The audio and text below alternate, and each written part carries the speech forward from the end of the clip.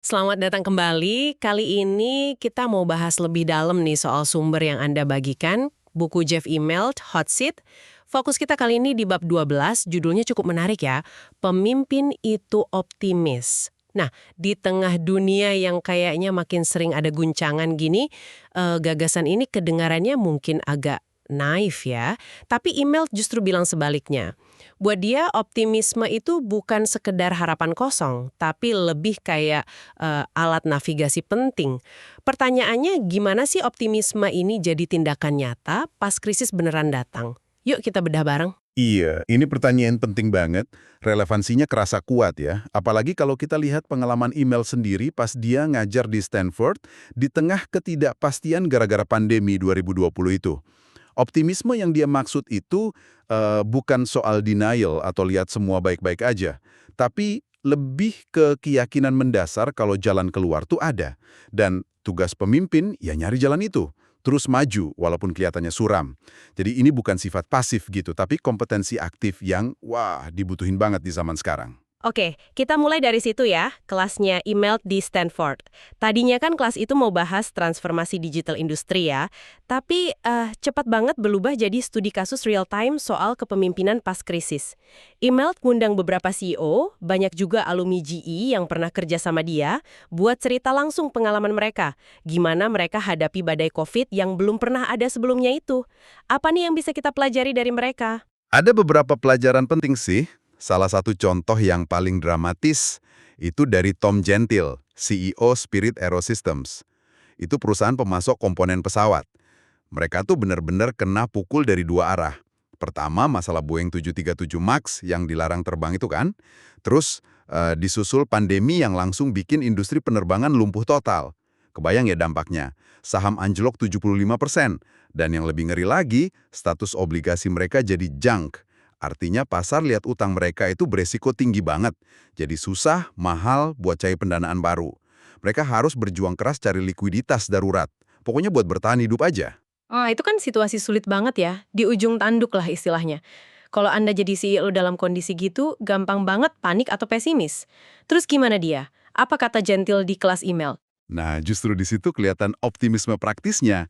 Gentle bilang ke mahasiswa, dengan yakin gitu, perjalanan udara akan kembali. Dia bilang, mungkin butuh waktu, mungkin caranya akan berbeda, tapi pasti akan kembali. Ini bukan cuma kata-kata penyemangat kosong loh. Ini keyakinan pada fundamental jangka panjang industrinya. Itu yang jadi landasan dia buat ambil keputusan sulit di tengah krisis, seperti tetap jaga visi ke depan.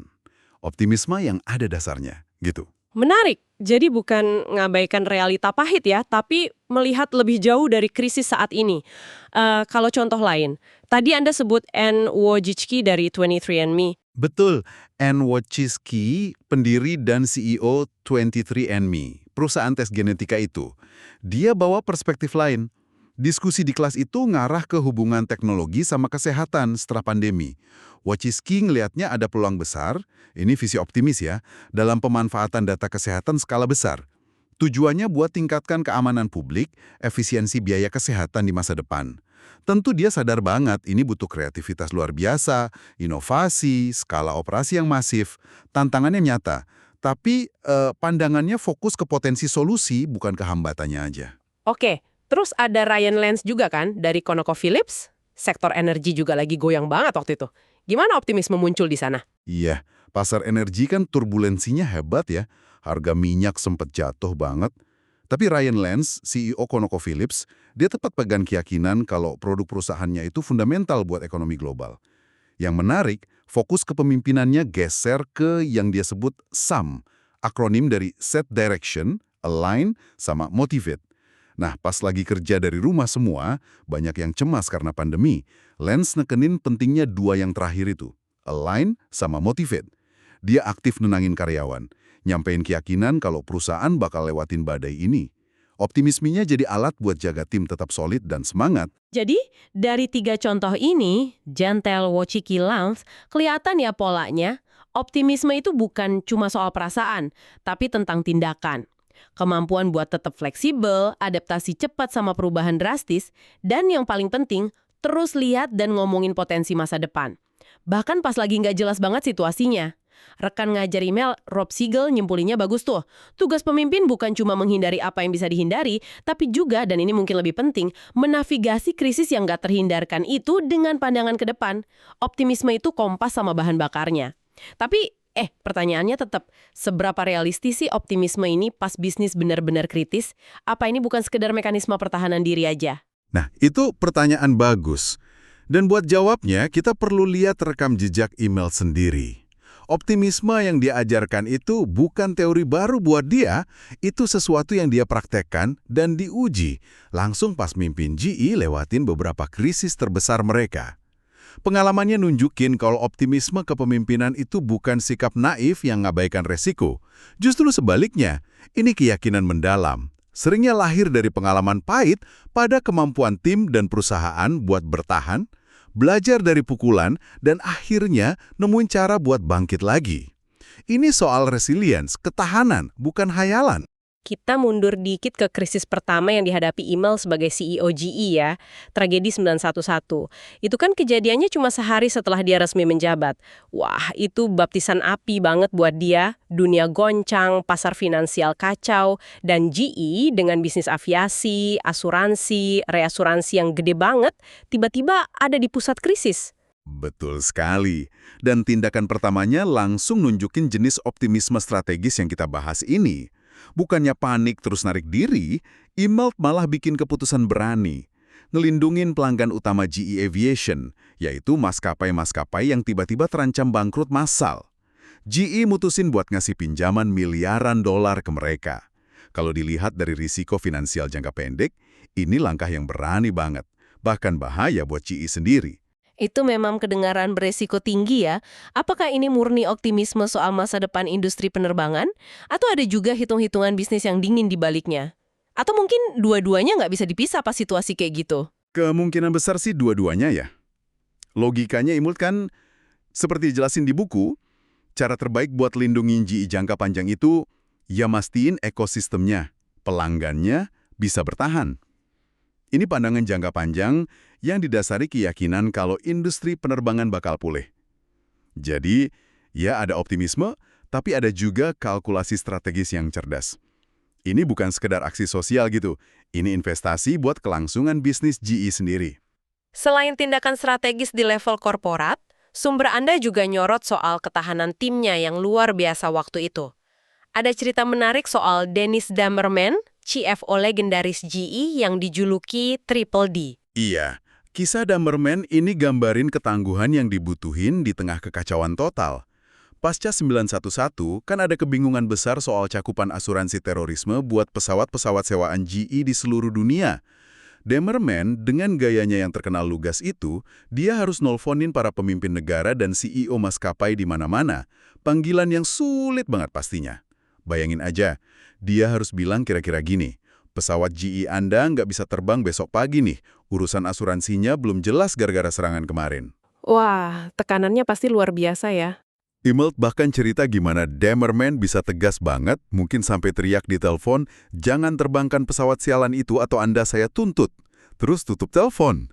Immelt sampai bercanda, mungkin setengah serius, dia pengen Damerman aja yang ngurus semua panggilan sulit gitu, saking efektifnya. Ini bukan cuma cerita lucu sih, ini nunjukin tingkat ketegasan sama ketahanan mental yang luar biasa di bawah tekanan ekstrem.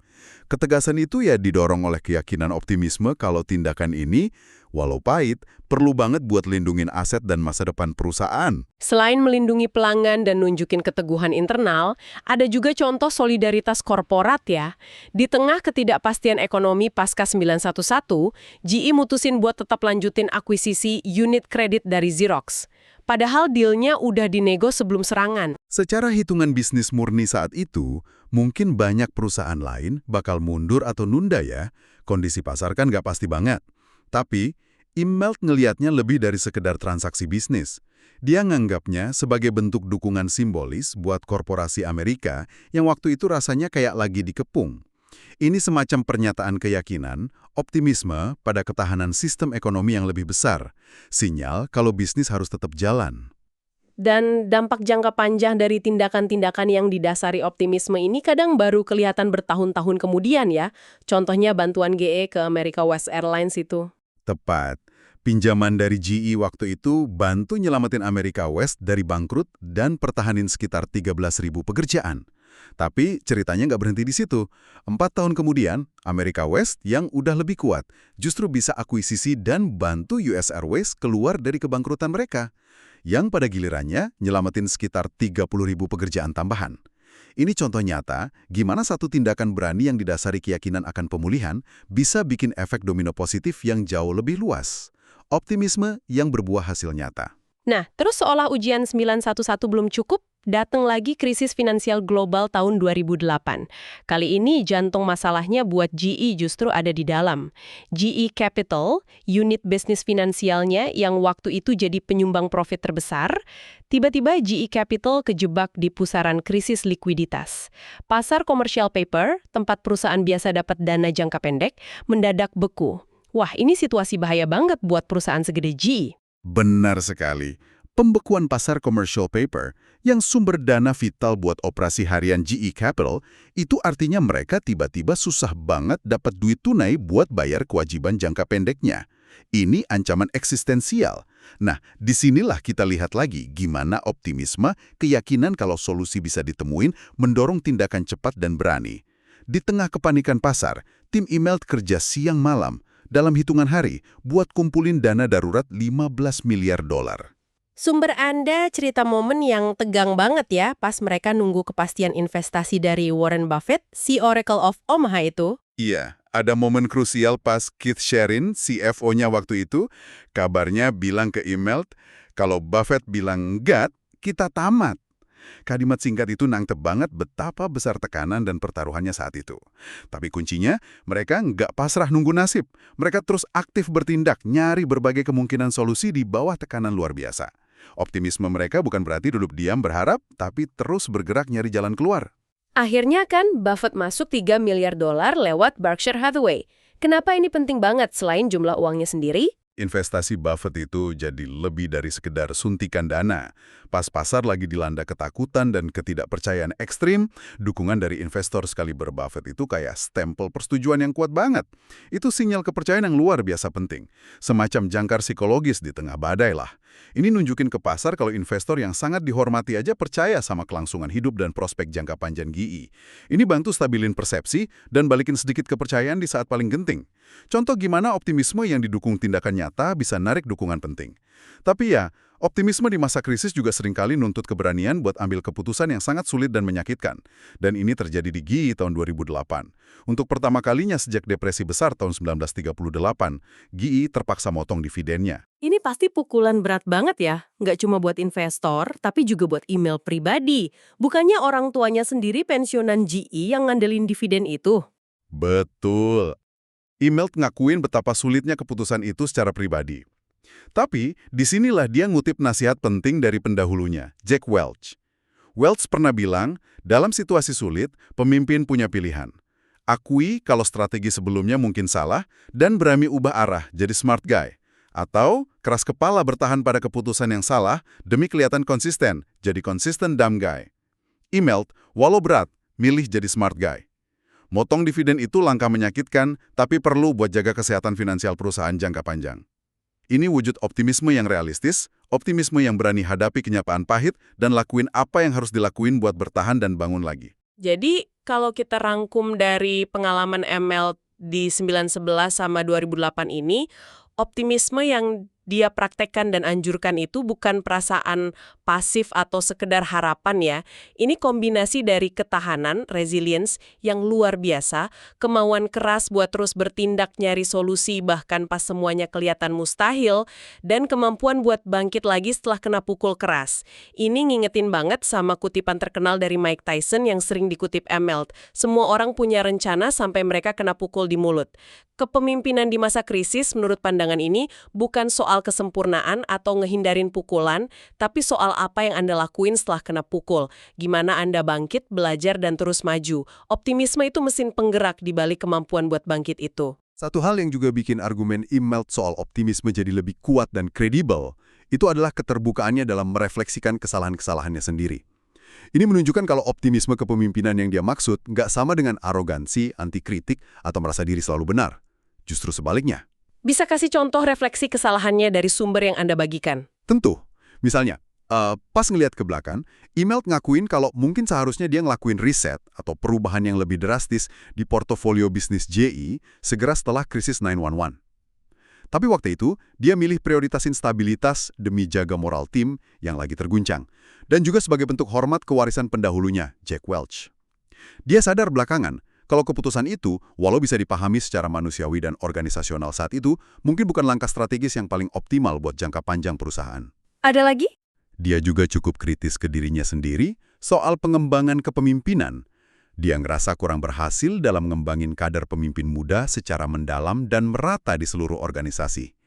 Dia ngakuin mungkin terlalu fokus ke beberapa individu bintang, sementara dia lihat industri private equity misalnya, lebih berhasil nyetak banyak pemimpin muda yang tangguh dan siap ambil tanggung jawab besar. Pengakuan-pengakuan kayak gini penting ya. Ini nunjukin kerentanan yang jarang kita lihat dari pemimpin sekali berdia. Penting banget.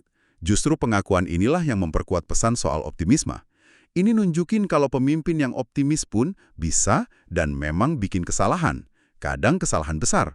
Tapi optimisme itulah yang ngasih mereka bahan bakar buat 1. Ngakuin kesalahan itu tanpa hancur, 2. Belajar darinya, dan 3. Terus mimpin ke depan, bahkan di tengah kritik atau setelah gagal.